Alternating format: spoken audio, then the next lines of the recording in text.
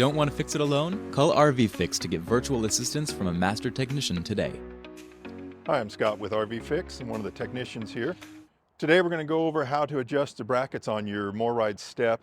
If you ever notice that your step wants to fall back through or just doesn't seem to fit flush up in here, it's very simple to do. You're just going to get you a 7/16 and a ratchet, and what you want to do is just loosen up each bracket just a little bit and then kind of pull back and get that in. We're just clearing our door frame, just like that, and make sure it's square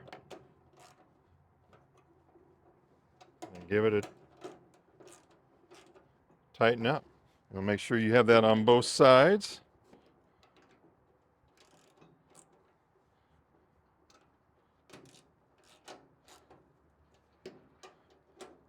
You also want to make sure once you get your screen door side bracket adjusted that when you go to release it, it clears the door and the screen door. But once you get that, you are locked in and it should be good to go. Thanks for watching. If this video didn't solve your problem, don't worry, we're here to help.